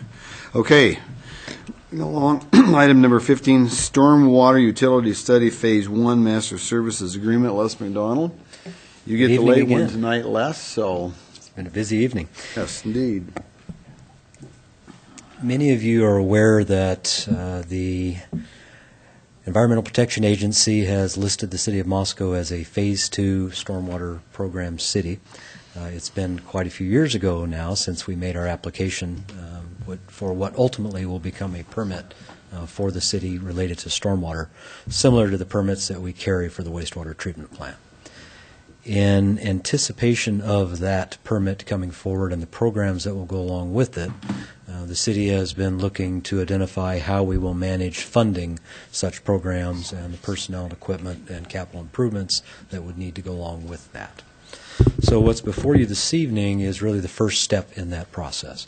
This is a consultant agreement with a firm that really specializes in looking at the formation of stormwater utilities, how they can be best put together in the particular state in which their client resides, in this case in Idaho. They are a firm that is familiar with the Lewiston stormwater permitting case a few years ago, the stormwater utility case. They performed, the folks that are working on this for us or propose to work on it are the ones that worked with City of Pullman in the development of their stormwater utility. They also have done some work with City of Coeur d'Alene in their stormwater utility. So they're, we believe, a firm that's well qualified to do this type of work. They've done a lot of these throughout the Northwest, but specifically have worked in our particular region and certainly are familiar with what's going on in the state of Idaho as it relates to the issues of stormwater utility fees versus taxes. So the consultant developed for us a scope and budget. When it was first put together, the proposed budget exceeded the available funding that is in the 16 and 17 fiscal years. So we worked with them to scale back the scope of this particular phase of the work to an amount that would work within our current fiscal budget. So that is what's before you this evening, and there are a number of tasks within this. And I should note again in the packet, we ended up with 2 copies of the task order number 1, but I can direct you, if I may, to page 142, which is the beginning of the contract, and then the task is attached to that following that. And that would be the one we'd be looking at. The series of phases of the work really are spelled out in task order number 1, starting on page 149. Individual task descriptions within task order number 1, or steps within the project, if you will. We would include within this phase of work tasks 1 through 6, and then actually 7 as well. The subsequent phases 8 through 13 would be addressed potentially in a future contract, either with this firm or someone else, or a different, perhaps a second task order under this contract itself. The intent here is to really get started on the assessment of what a utility could look like, what type of costs we may have. They will work with city staff in the development of a capital improvement plan.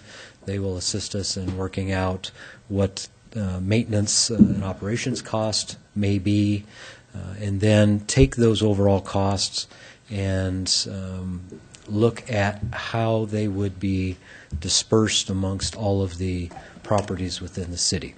And there are different ways to do that. Certainly, we'll be looking at single-family residential versus commercial versus industrial versus multifamily.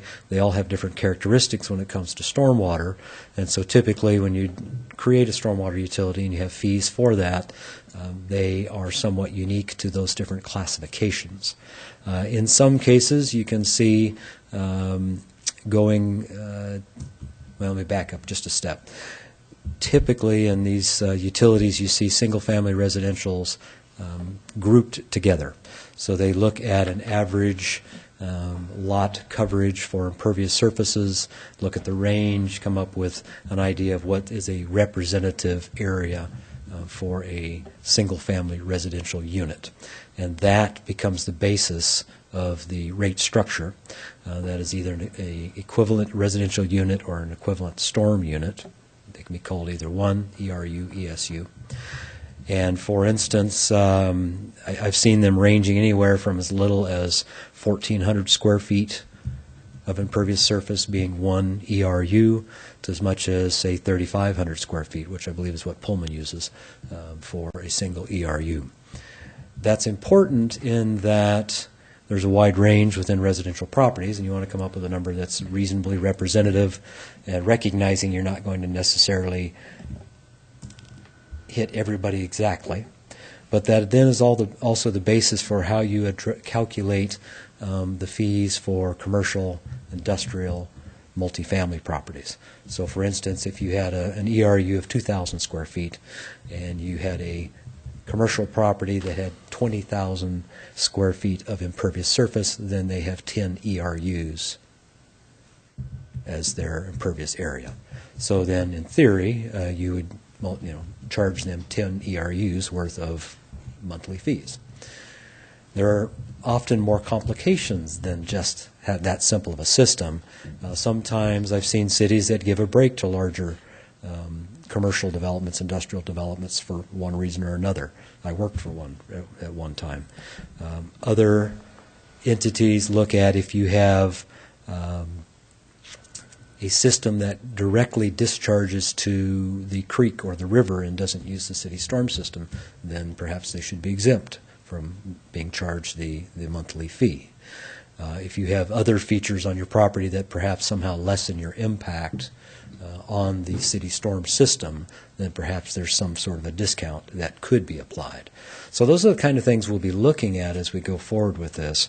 The initial steps, though, with this contract are really to look at the costs and then start the initial development of what a rate structure could look like, and that includes assessing what should the ERU be, and then how many customers do we have in all the different classes, and then what should the number of ERUs be for those non-single-family residential properties, whether it's the 10 units for the commercial, in my example, or something like that. So that's essentially where this contract would take us, and hopefully I can answer any questions that you might have. Walter? Thank you, Mayor. Les, we got an email late yesterday, early today, where someone was encouraging us to look at individual properties as opposed to typical or average. And the way I think I just heard you explaining it was we were going with the typical or average or something.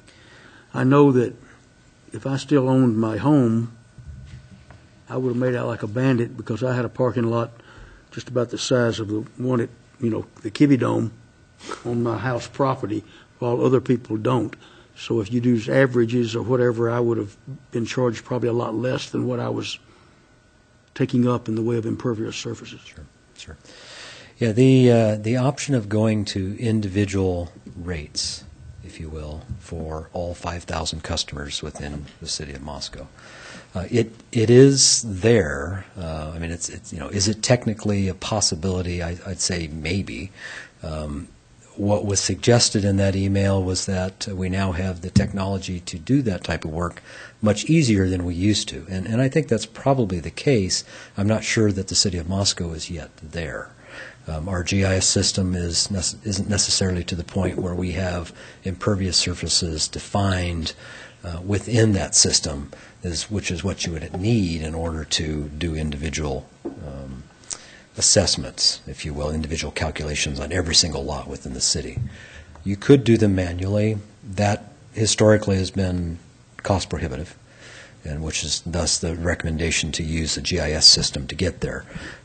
My GIS guy was not in today. He was on vacation Friday and Monday, so I couldn't ask him the question a little more specifically, but my understanding is that we do not yet have that level of detail in our GIS system available to us. So what's proposed here is the approach I described, which is more the average median type situation. It is very true that if you do that approach, which is the way most utilities are doing them, there will be those that have less impervious surface than that, and so in theory maybe they're paying a little more, and those that have more, such as your case of your former house, but perhaps you should have been paying more. I liken it a bit to sanitary sewer, because we have a flat rate for single-family residential for sanitary sewer. It's a fixed amount every month if you're a single-family residence. Now, it doesn't matter if you have one individual who's in the home 3 days a week, or if you have a family of 8 or 12 who are creating a much higher volume of flow that has to be treated. Everybody's charged the same rate. And it's the same concept. You're trying to come up with something that's representative, that meets the needs of the community as a whole. Walter, you have another question? But some cities charge sewer based upon water consumption or water usage. Some cities do. So it can be done in that case. I guess my question is, will the email I'm talking about be shown to the consultant for an opinion? I certainly understand if you show it to him and your GIS man and you and the consultant all say, sure, we can do it, but it'll be another $1 million. That probably takes care of that question. Right. Yeah, we'll certainly discuss that. I mean, part of what we're doing here is, just getting underway and looking at, how best to approach some of these things. As we get into it, we'll have a little better idea in terms of the capabilities of our system. We'll look at options on how we formulate that overall structure. And so, that is an alternative that, we can discuss and see if there's a way that it can be done within the confines of this contract. And, then the discussion is, well, do we want to? And I put it that way because as soon as you create an individualized rate based on the impervious surface of that individual parcel as of today, what happens when something changes? They add a garage or a shop in the back. How do you manage that every time there's a change in the system? And so it's one of the complications that come along with it is the administration of that type of a system has some complications as well. Okay, thank you. Mr. Mayor, I would make a motion to approve the Master Services Agreement and Task Order 1 on page 149 of the packet, since there appear to be two of them in the packet, for the professional services of Cardinal GS in an amount not to exceed $119,960. Second. Okay, I've got a motion by Walter and a second by Jim to approve the master's agreement in Task Order 1 for the professional services of Cardinal GS in the amount not to exceed $119,960. On page 149. On 149, I just read that off. John, I'll start the roll with you. Aye. Aye. Aye. Aye. Aye. Okay, that is the end of it. We will go to some reports, and I will start with Jim tonight. Oh, let's see. Pretty much everything from admin committee was covered except the purchase application for beer and wine by the drink, and we turned that down because they haven't made significant progress towards being a restaurant, plus the objection of the religious organizations within 300 feet. So that's what went on there. Since that wasn't presented in any other fashion, I thought I'd bring that up, and that's the only meeting that I've been to, other than, no, that's the only meeting I've been to. Tina.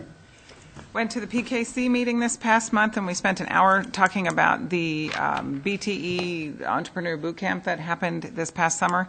When all was said and done, it made a whopping $5,000 this year.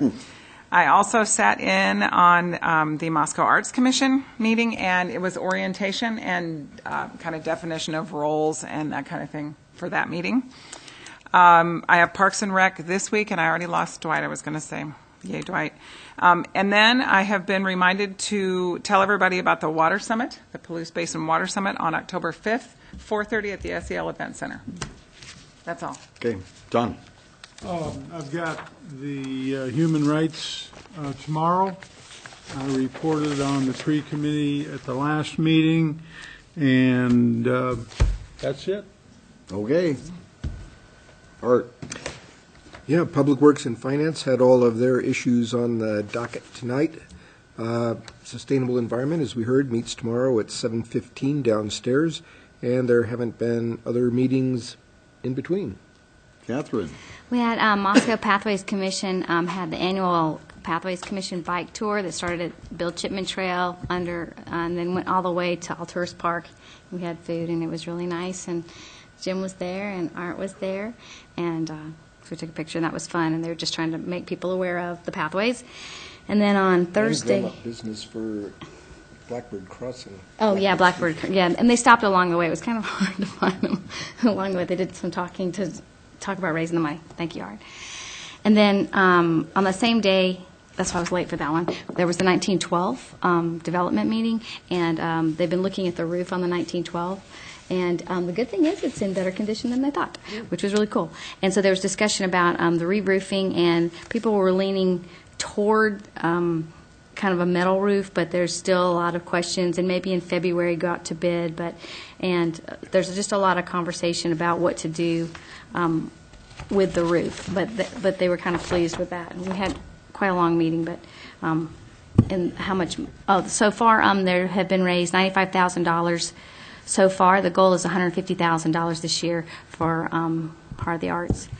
And they had a retreat because they're trying to figure out what to do on the upper floor.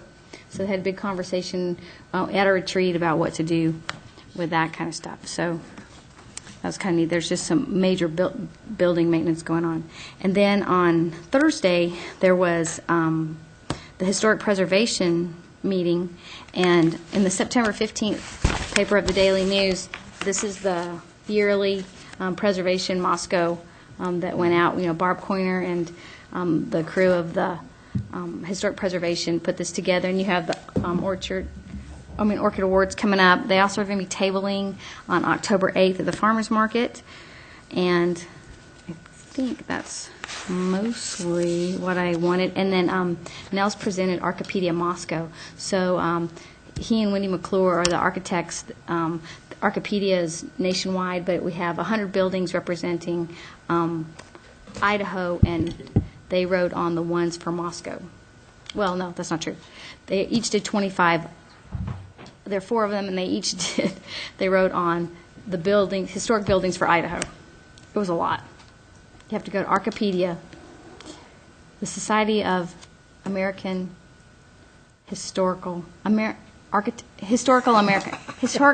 can't remember. Society of Historical Americans. I can't remember. I have it written down somewhere. Anyway, really amazing stuff that the commissions do is all I can say. They do a lot of work. A lot of work. Thank you, Catherine Walter. Sorry for that confusion. I don't think she's going to find it in time. I don't know. I won't. But I got Archipedia Moscow. Go look there. Google's a wonderful thing. Google, and you can find it. Okay. On the evening of the 12th, I attended the Fire Department monthly board meeting. 2 items of interest there. They voted into Company 7 a new firefighter, and to the ambulance company a new EMT. Following that meeting, the general business meeting was the Gary Reedner, Tyler Palmer, and Rick Maintenance show, where Gary went over the budget process and the anticipated bond issue that would include fire truck purchases. And then Tyler and Rick went over not a proposed, but a possible configuration of the new trucks, discussing the differences between the proposed trucks and the current trucks. The 3 trucks that we have now are not identical. They are different in wheelbase. They are somewhat different in where things are located on them. And what they're hoping to do is to get a little closer to similar rigs, so that a firefighter approaching a rig will know where the lever is that turns the water on and not have to look around. That's my words, not theirs.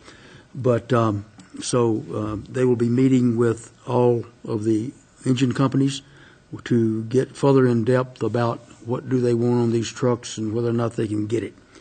On the 14th, I met with the Farmers Market Commission, which was the Gary Reedner and Jen Peffner show, talking about strategic planning for the farmers market, with an eye toward getting that accomplished by December, and with an eye toward either including or moving into looking at their fee structure. They do understand the council's interest in that discussion, and getting it done in time to consider whether or not to do any fee raises in 2017, which will need to be known by February in order to publish the fee structure for the 2017 market. I think I got that right. On the 15th, it was PBAC. PBAC was an early meeting time because of a presentation by the consultants on the surface water possibilities. They have narrowed it down to 4 alternatives, which are going to be interesting. Let's leave it at that since they haven't made a decision yet. Hopefully by January they'll be able to have a final draft of the consultants' recommendations. A lot of detail, a lot of discussions about can we, can't we, do we, don't we, can we afford it, how do we get it done, that kind of thing about getting another source of water for the Palouse Basin. And that's it. Okay. I don't really have any reports this week, which is surprising, but I got a bunch coming up here pretty soon. Airport board, homecoming, block party, water summit. Gary, how about you? The only reports I have to report on, we've got AMPS training for our employees starting tomorrow through the rest of the week to talk about our annual plethora of employee evaluations. So a lot of things going on there. We're continuing to work our technical advisory committees on different aspects of a potential bond issue. That continues continues on. We have other things going on with economic development. I believe that we have a business that is visiting town tomorrow, and you've been invited to participate in a hello session for that business, so that'll be nice. And I want you all to know that this chance only comes around every 7 years. I was really disappointed that Jim Boland and John Weber didn't talk like a pirate. This being National Talk Like a Pirate Day, it'll be another 7 years before it comes around again. So an eye patch and a parrot on the shoulder might be a good touch. That was fitting to say at the end of a meeting than before the start of a meeting. So, Mr. Mayor, 2 other fire department things really quick. They are 113% of their fundraising goal at this time, and will reach $100,000, which is about 15% over their goal by the end of September. And then, secondly, it was mentioned earlier in passing, but October 1, the morning of the homecoming parade, breakfast, 7 a.m. pancake breakfast at Fire Station 1. Look forward to it. It's a great event to get some really inexpensive pancakes and good sausages and a lot of camaraderie. Bring your kids, grandkids, and let them see fire trucks and stuff. I would entertain a motion to adjourn. Or be entertained. All in favor say or a nar. Any nars? We are adjourned at 9:01, everybody.